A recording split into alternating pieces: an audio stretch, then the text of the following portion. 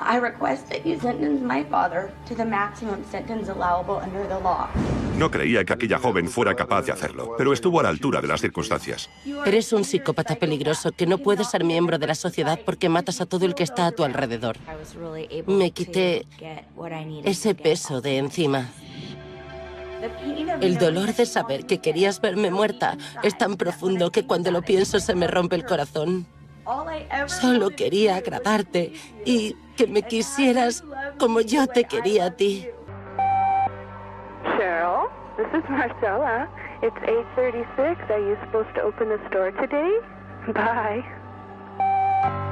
Cheryl, this is Betsy. It's 9 o'clock and I'm at the store. Could you get up here as soon as possible? Thanks. Una mañana de domingo, el contestador de Cheryl Petrie cumple su función.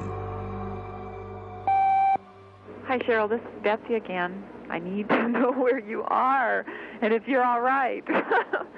Thanks. Al principio, los compañeros de trabajo de Cheryl no creen que pase nada grave. Sin embargo, al atardecer cambian los ánimos y el exmarido de Cheryl, Roland, llama a la policía. Fue la llamada de un exmarido que quería comprobar si le pasaba algo a su exmujer, porque no había aparecido para recoger a los niños con los que él se había quedado el fin de semana. Ron Trogdon, de la oficina del sheriff del condado de Kitsap, acude al lugar. Esa es la casa, el 2120, donde vivía entonces. Trogdon entra en la casa vacía y ve el parpadeo del contestador automático de Cheryl Petrie indicando un nuevo mensaje.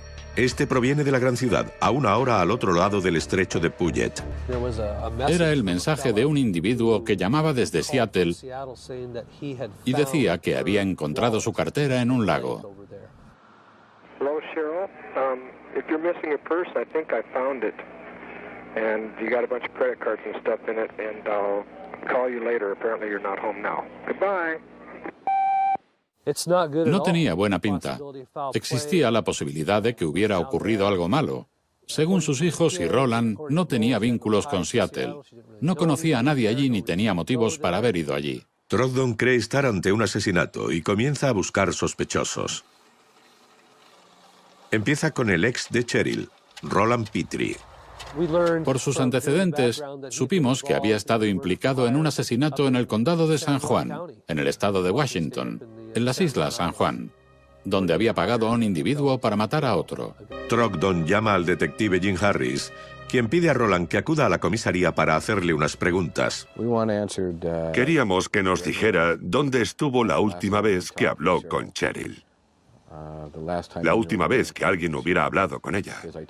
Dónde había estado el viernes, el sábado y el domingo, que fue cuando ella desapareció. Roland afirma haber estado en el cercano Port Orchard la mayor parte del fin de semana y puede demostrarlo con testigos y facturas. Los detectives comienzan a comprobar la coartada de Petrie, a la vez que siguen intentando encontrar a su exmujer. Seattle está a una hora en coche desde la casa de Cheryl, un lugar relacionado con ella solo por una cartera perdida encontrada por dos pescadores. Cuando estaban amarrando el bote aquí, vieron la cartera flotando en el agua y encontraron varios documentos en la orilla. En 1998, Hank Gruber es detective en Seattle y trabaja con el condado de Kitsap en la búsqueda de Cheryl. Al principio pensaron que estaba en el lago. Hicieron que los buzos de la policía de Seattle examinaran la zona de la bahía cercana a aquella orilla, pero no tuvieron éxito. A los 4 días de búsqueda, los detectives encuentran el coche de Cheryl aparcado a menos de 1 kilómetro del lago. Abrimos el maletero en la comisaría y, por supuesto, Cheryl estaba dentro. Petrie tiene las manos atadas a la espalda y varios libros cubren su cara. Cuando apartan los libros, los detectives descubren por qué fueron puestos allí. Fue impactante para todos los que estábamos allí. Sí. Fue una de las peores palizas que haya visto. La habían golpeado muy duramente. El interior del maletero está cubierto de salpicaduras de sangre que indican a los detectives que Cheryl Petrie estaba viva cuando fue metida allí. Fue golpeada hasta la muerte. Estaba viva cuando la metieron en el maletero. No hace falta ser un experto para darse cuenta. De hecho, pudimos acotar el tipo de arma que se utilizó para golpearla. aunque nunca se pudo probar. Sí, pero Especulamos que probablemente fuera con el gato de un coche. Sí. La autopsia no revela rastros de semen ni ningún dato relevante para la investigación. Los detectives se centran en los libros que cubren la cara de Cheryl y en lo que pueden contarles de su asesino. Por experiencia sé que cuando se cubre el rostro de un cadáver, el culpable ha sido el novio o un familiar o similares. Alguien conocido por la víctima. Sí. La razón es simple. Un asesino que conoce a su víctima suele sentirse culpable y le cubre el rostro en vez de mirarla. Los detectives regresan a través del estrecho de Puget en un intento de encontrar algo sobre el principal sospechoso, el ex de Cheryl, Roland Petrie. El amor es ciego. Creo que es todo lo que se puede decir. Siempre me sorprendió lo ciega que estuvo. A finales de los 80, Eric Child era jefe y amigo de Cheryl Petrie. Sabe que Cheryl se casó con Roland, se divorció y se volvió a casar cuando Petrie estaba en prisión por planear un asesinato. Estaba segura de que era inocente del crimen por el que lo habían condenado, que solo fue cómplice del asesinato en la isla Bubdi, pero yo estaba igualmente seguro de que era culpable. Nos preocupaba dónde desembocaría todo. Ella era una chica inteligente y no dejaba de escribir a los organismos judiciales pidiendo que saliera cuanto antes de la cárcel. Child cuenta a la policía que cuando Roland fue puesto en libertad le expresó a Cheryl su gratitud dejándola por otra mujer. Ella firmó el divorcio por segunda vez. Cuando lo dejó, le dijo, nunca volverás a salir con otro hombre, te lo prometo. Se suponía que iba a tener una cita una semana después de matarla. Y el sábado por la noche, muerta ya ella, él estuvo en nuestra casa y me dijo, Eric, la policía me está agobiando, cree que yo lo hice. Yo le dije, Roland, somos muchos los que tendremos que pedirte disculpas si resultas inocente. Y él sonrió y dijo, sí. Gracias a amigos de Cheryl, los detectives encuentran un seguro de vida cobrado justo después de la muerte de ella. Roland y Cheryl estaban separados en aquel momento. Roland le había dicho a Cheryl que se estaba muriendo por exposición a la gente naranja y que esperaba morir el año siguiente. Roland explica a Cheryl que deben contratar la póliza para cubrir la manutención de los niños cuando él muera. Cuando iban a ver al agente de seguros, Roland convenció a Cheryl diciéndole, para que la compañía no sospeche, tendrás que hacerte un seguro tú también. Y Cheryl accedió mientras su familia y sus amigos se echaban las manos a la cabeza. Pasaron 3 o 4 meses y Roland no enfermaba. A la gente le parecía cada vez más sospechoso y ahí fue cuando desapareció Cheryl. Los detectives ya tienen el móvil, pero no el modus operandi. Según la cronología, Roland estuvo solo durante 2 horas el día que Cheryl desapareció. 2 horas es tiempo suficiente para matar a Cheryl, pero no para matarla y dirigirse en coche hasta Seattle. Era imposible que pudiera haber trasladado el cuerpo, por lo que tenía que haber un cómplice. Sin embargo, Hank Gruber no encuentra a ese cómplice y su investigación llega a un punto muerto. Los detectives de Seattle no tienen más alternativa que pasar página. El caso queda sin resolver y así permanece durante más de una década, hasta que una hija decide averiguar la verdad. Por más que mi corazón y mi cabeza me lo dijeran, no aceptaba que fuera verdad. Hello, Mom, this is Yvonne. Just called to say goodnight and I love you. And I hope you had a good night work. La voz pertenece a Yvonne Petrie cuando tenía 10 años, dándole las buenas noches a su madre, Cheryl, el 15 de octubre de 1998. So, I love you. Just want to say goodnight. And I'm glad I could talk to you today. And I'll see you tomorrow. Love you. Bye. Todo parecía ir bien y todo iba encajando poco a poco. Ella parecía feliz y yo estaba feliz de verla así. Ella era mi mundo. El mundo de Yvonne se desmorona al día siguiente con la desaparición de su madre y cuando señalan a su padre, Roland Petrie, como principal sospechoso. 13 años después, en 2001, Yvonne tiene 23 y quiere averiguar si su padre es el asesino. Quería creer que él no lo había hecho. Por más que mi corazón y mi cabeza me lo dijeran, no aceptaba que fuera verdad. Supongo que había una parte de mí que siempre se resistió a creer que fue eso lo que pasó. Yvonne era muy pequeña cuando asesinaron a su madre. Ha pasado muchas noches sin dormir, durante muchos años, preguntándose qué pasó en realidad.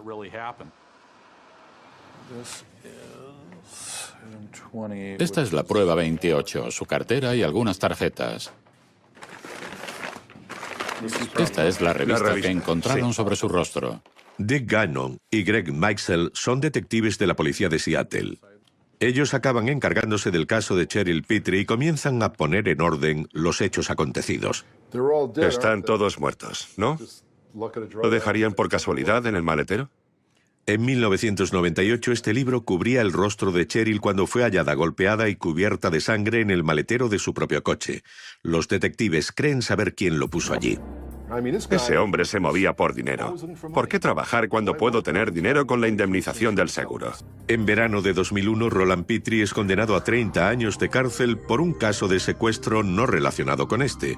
Es entonces cuando los detectives reciben una llamada de uno de los antiguos compañeros de celda de Roland Petrie. Les dice conocer al hombre que Petrie contrató para matar a Cheryl, otro convicto llamado Fred McKee. Nos habló de las conversaciones que mantuvo en prisión con Roland Petrie y Fred McKee. Sabía que la había estrangulado, que la había introducido en el maletero, que la llevó a Seattle a través del estrecho de Puget y que Cheryl se despertó y fue golpeada hasta morir. Sabía tanto sobre el crimen que o había hablado con el asesino o lo era él.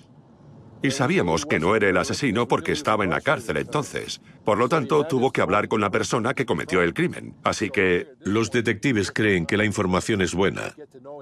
Localizan a McKee en una cárcel en Isla McNeil, Washington. Estas son las cosas que te gusta hacer. Es divertido, a la vieja usanza. Ir a hablar con los reclusos, trabajar con la gente de la cárcel y que unos se la jueguen a otros. El 18 de febrero de 2003, los detectives se sientan en una sala de interrogatorios y comienzan su juego con Fred McKee. Teníamos una foto de los tres chiflados, como los llamábamos. Nuestro confidente Roland y Fred abrazados de barbacoa en algún lugar de la cárcel de la Isla McNeil. En los viejos tiempos, cuando los reclusos dominaban la cárcel. Pero parece que están en un parque pasando un buen rato. Viéndolos a los tres juntos, queríamos que pensara, estos tipos no habían venido de pesca.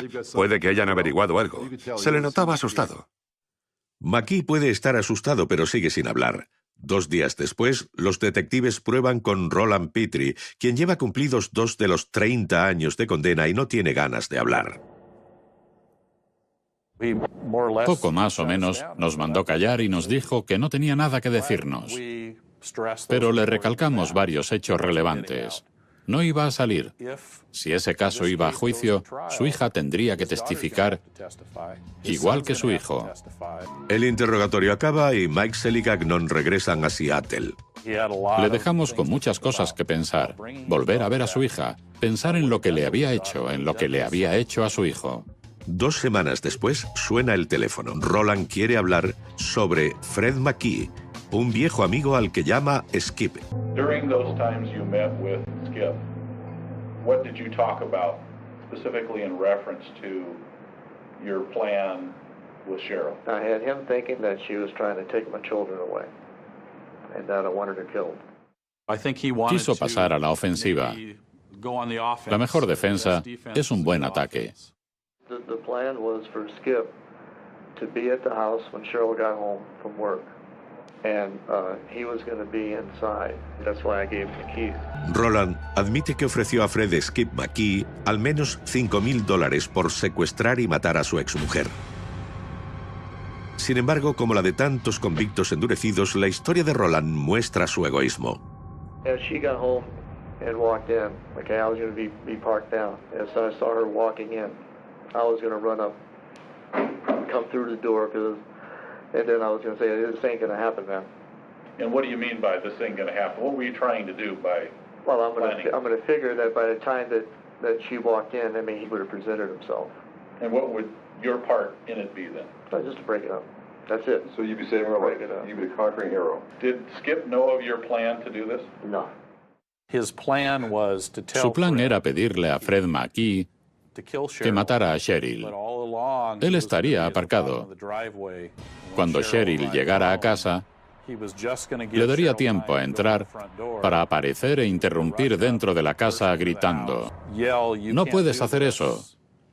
Fred huiría y él sería todo un héroe. Roland afirma querer reconciliarse con Cheryl mediante su heroico gesto, pero cuando quiso salvar a Cheryl, ocurrió algo curioso. Lay down on the sofa, got up too fast, passed out, and I do that. I have low blood pressure. Sometimes, I can feel it coming on, and I can get down right away. Did you at some point try to get up? Oh yeah, and passed out cold. Roland dice que cuando se despertó en el suelo se dio cuenta de que era demasiado tarde para salvar a su ex. Fred McKee ya la había matado y había llevado el coche de Cheryl hasta Seattle. Llevaba muchos años en la cárcel. Había tenido tiempo para perfeccionar su historia y no sale con esas. ¿Eso es lo mejor que se te ha ocurrido? No esperaba algo mejor. Es ridículo. Quizá ridículo, pero la historia de Roland lo retrata como el cerebro, dejando a Fred McKee como el brazo ejecutor.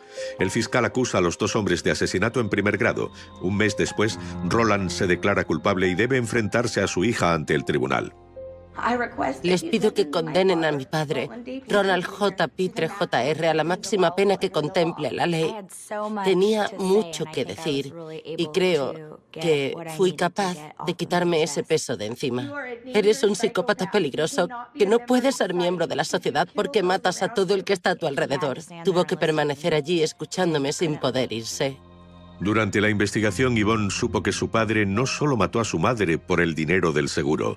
En algún momento también planeó matarla a ella. El dolor de saber que querías verme muerta es tan profundo que cuando lo pienso se me rompe el corazón. Todo lo que quería era agradarte y que me quisieras como yo te quería a ti. Es probablemente la frase más conmovedora y brutal que he oído en toda mi carrera. No imaginaba que aquella joven fuera capaz de hacerlo, pero estuvo a la altura de las circunstancias. Hay mucho de Cheryl en esa chica y muy poco de Roland, gracias a Dios. Roland Pitre es condenado a 40 años de cárcel y casi con toda seguridad pasará el resto de su vida entre rejas. 7 meses después, Fred McKee se declara culpable de asesinato en segundo grado y pacta una sentencia de 20 años. A menudo me pregunto por qué investigar casos sin resolver.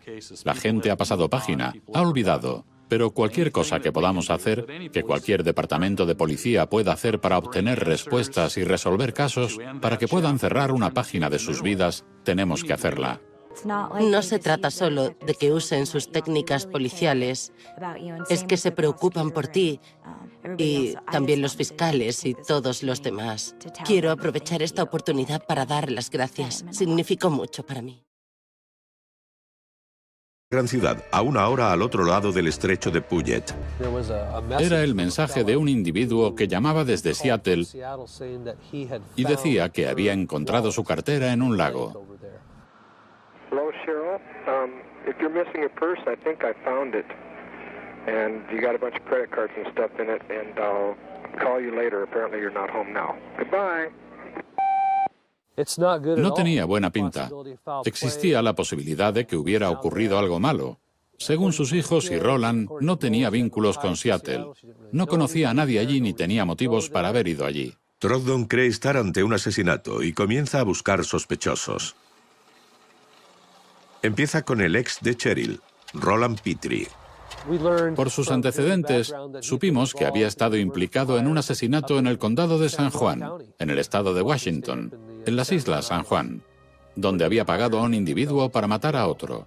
Trogdon llama al detective Jim Harris, quien pide a Roland que acuda a la comisaría para hacerle unas preguntas. Queríamos que nos dijera dónde estuvo la última vez que habló con Cheryl. La última vez que alguien hubiera... Yo te quería a ti. Cheryl, this is Marcella. It's 8:36. Are you supposed to open the store today? Bye. Cheryl, this is Betsy. It's 9 o'clock and I'm at the store. Could you get up here as soon as possible? Thanks. Una mañana de domingo, el contestador de Cheryl Pitre cumple su función. Hi, Cheryl. This is Betsy again. I need to know where you are and if you're all right. Thanks. Al principio, los compañeros de trabajo de Cheryl no creen que pase nada grave. Sin embargo, al atardecer cambian los ánimos y el exmarido de Cheryl, Roland, llama a la policía. Fue la llamada de un exmarido que quería comprobar si le pasaba algo a su exmujer, porque no había aparecido para recoger a los niños con los que él se había quedado el fin de semana. Ron Trogdon, de la oficina del sheriff del condado de Kitsap, acude al lugar. Esa es la casa, el 2120, donde vivía entonces. Trogdon entra en la casa vacía y ve el parpadeo del contestador automático de Cheryl Petrie indicando un nuevo mensaje.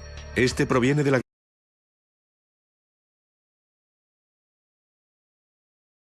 I request that you sentence my father to the maximum sentence allowable under the law. No creía que aquella joven fuera capaz de hacerlo, pero estuvo a la altura de las circunstancias. Eres un psicópata peligroso que no puede ser miembro de la sociedad porque matas a todo el que está a tu alrededor. Me quité ese peso de encima. El dolor de saber que querías verme muerta es tan profundo que cuando lo pienso se me rompe el corazón. Solo quería agradarte y que me quisieras como yo.